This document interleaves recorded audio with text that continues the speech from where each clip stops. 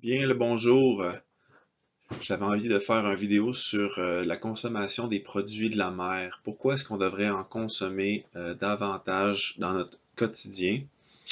J'ai eu la question d'un de mes clients, pourquoi est-ce qu'il y a autant de produits de la mer dans mon plan actuel, etc. C'est quelque chose qu'on avait abordé pendant notre rencontre initiale, mais j'avais envie de faire un vidéo qui va me permettre de diffuser cette information-là euh, aux gens qui voudront bien s'y intéresser.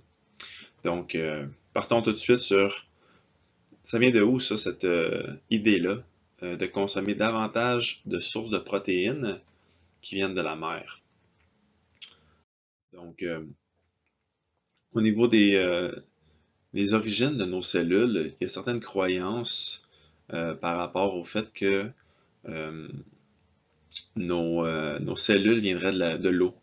Les premières cellules vivantes viendraient de la mer. Et donc, ces cellules-là ont évolué dans un milieu spécifique. Donc, de l'eau saline avec accès à certains nutriments spécifiques pour évoluer. Par la suite, ces cellules-là se sont transformées en certains organismes. Ces organismes-là sont devenus poissons. Poissons sont devenus amphibiens. Amphibiens rampants est devenu lézards et compagnie pour devenir dinosaures et par une autre branche qui s'est développée à travers ça, on serait devenu l'homo sapiens, sapiens devenu l'être humain. Mais il resterait que j'ai des croyances personnelles par rapport à ça, mais j'ai déjà fait différentes lectures à ce sujet-là. Et si on donne à nos cellules les fondations ou ce à quoi elles ont été fondamentalement habituées, ou ce qui est en lien avec leurs origines nutritionnelles, ça pourrait faire une différence sur plein d'aspects de votre quotidien. Donc, la première chose qui m'amène à faire cette recommandation-là, c'est en lien avec l'origine de nos cellules. Par la suite, Julia Ross, je suis en train de lire son livre et j'ai lu un autre de ses livres et il y en a un troisième que j'ai l'intention de lire. Dans son livre The Mood Cure, qui porte dans le fond sur différentes problématiques en lien avec des addictions par rapport à des aliments ou à de la drogue ou des problèmes de dépression, etc. Elle aborde un chapitre sur les différentes sortes de protéines qu'elle recommande et la première source qui est énumérée dans son livre, c'est le poisson. Puis elle explique ensuite, pour faire la traduction, parce qu'elle explique que c'est vraiment facile à préparer, facile à digérer. Ça contient une protéine complète composée des 22 acides aminés, contient également des oméga 3. Puis elle explique que dans les pays où il y a plus de poissons consommés, eh bien les niveaux de dépression sont beaucoup plus bas. Donc dans son livre axé sur le moral, ben elle fait allusion à consommer davantage de poissons. D'autres éléments intéressants que j'ai notés moi-même dans la colonne du haut, c'est que quand on consomme davantage de poissons, ça optimise notre protection par rapport à la santé cardiovasculaire. C'est une source également de plusieurs minéraux tels que le calcium, magnésium, potassium. Et c'est excellent également pour améliorer notre composition corporelle parce que, étant donné les ratios nutritionnels de protéines, gras dans le poisson, c'est vraiment bien pour nourrir notre masse maigre et en termes de contrôle au niveau calorique, également très intéressant. Si on va à la diapositive suivante, je parle ici de balancer nos oméga 3 versus oméga 6. L'agriculture, la surconsommation de produits transformés et produits provenant du blé, agriculture moderne, fait en sorte que nos ratios, malheureusement, d'oméga 6 sont consommés, sont augmentés de façon exponentielle. Et pourtant, on voudrait optimiser notre niveau d'oméga 6 versus oméga 3. Donc, les poissons sont une excellente source d'oméga 3. Donc, en consommant davantage de poissons, on vient tenter de maintenir un certain équilibre par rapport à ces activités-là entre les oméga 6 et oméga 3.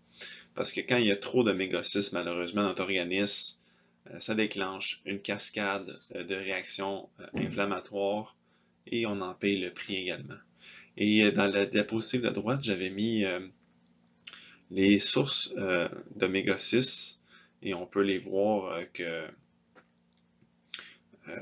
toutes les huiles en général provenant de différentes sources telles le canola, le lin,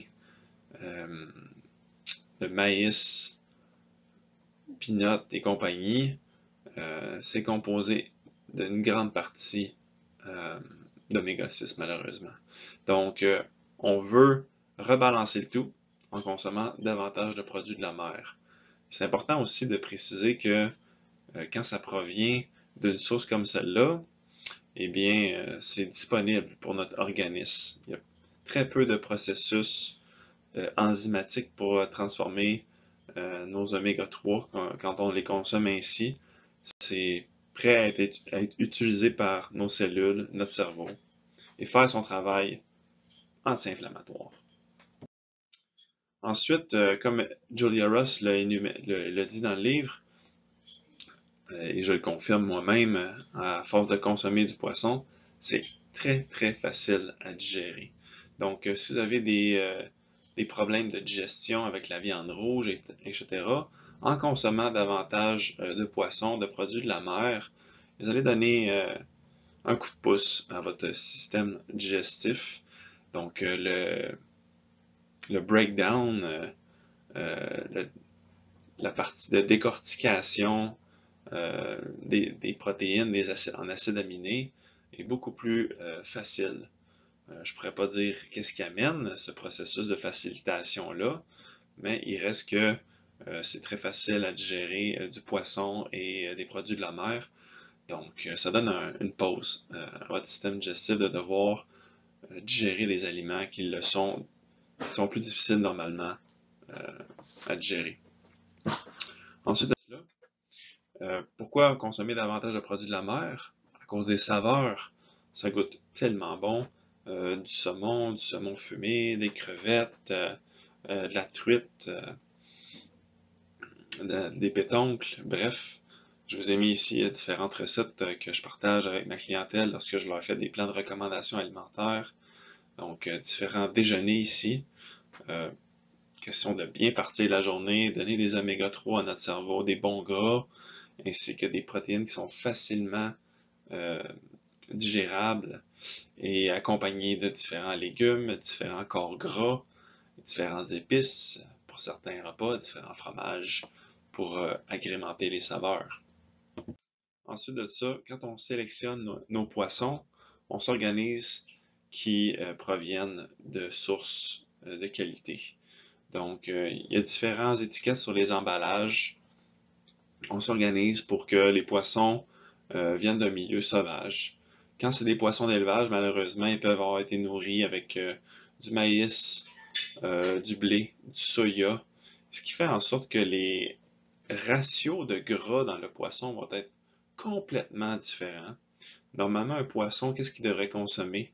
Il va consommer des algues, du phytoplancton, et ça fait en sorte que justement ces ratios de gras d'oméga 3 sont très élevés et ça va faire en sorte que ça va avoir l'effet escompté sur votre propre organisme. Donc un poisson qui est mal nourri, ben, vous allez en payer le prix en le consommant. Un poisson qui est bien nourri, qui vient d'une source de qualité, eh bien vous allez également pouvoir profiter de cette vie-là saine que le poisson a vécue. Également, il faut penser au fait qu'avec nos dollars qu'on dépense, on encourage ces compagnies-là à pouvoir subsister dans le temps. Donc, est-ce qu'on veut que ce soit des compagnies qui n'ont pas d'intérêt par rapport à notre santé, par rapport à l'environnement, qu'on encourage avec nos dollars? Je ne pense pas. Donc, on devrait encourager ces compagnies-là et les remercier pour leur bon travail et également pour leur valeur par rapport à faire en sorte que ils nous vendent des produits de haute qualité, pêchés dans des zones spécifiques pour faire en sorte que l'environnement soit pas trop affecté. Également, voici 6 exemples de choix que vous pourriez faire lorsque vous allez, exemple, au Costco pour assurer pour vous assurer d'avoir des aliments de qualité. Donc, du saumon sauvage, et ensuite de ça, du saumon qui provient de la Norvège, par la suite des pétoncles de la marque Olivia, par la suite des truites d'arc-en-ciel pêchées en haute mer, ensuite des crevettes sauvages, et en bas à droite, on a un autre type de poisson que j'ai de la difficulté de voir à cause que mon écran me cache. Mais bref, tous des aliments de qualité, et cela fait en sorte que pour vous faciliter la vie et vous donner à votre cerveau ce qu'il a besoin, vous consommez des protéines, comme je l'ai dit, de haute qualité. Donc, encore reste-t-il un élément important.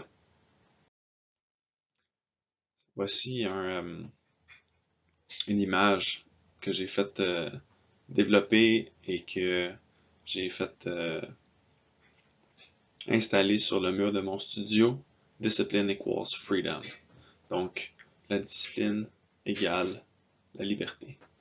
Donc, si vous désirez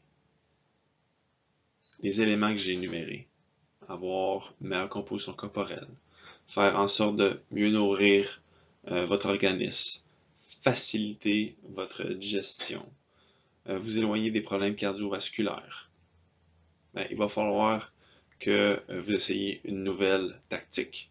Et cette tactique-là, c'est d'implanter davantage de produits de la mer dans votre quotidien. Donc, au niveau de votre implication personnelle dans ce processus-là, eh bien, ça consiste simplement à devoir aller vous procurer ces aliments de qualité-là et d'apprendre à les cuisiner pour que vous aimiez ça, pour vraiment l'intégrer dans votre quotidien tout simplement. Donc, c'est tout ce que ça vous demande. Ça vous demande également d'aller choisir les bons aliments suggérés et de faire les bonnes recettes, tout simplement. Donc, merci d'avoir pris le temps de regarder ce court vidéo par rapport à pourquoi intégrer davantage de produits de la mer dans votre quotidien. Et ce vidéo-là, évidemment, est fourni par Mode de vie Cleanergy. Et j'aimerais simplement rappeler ceci. Discipline equals freedom.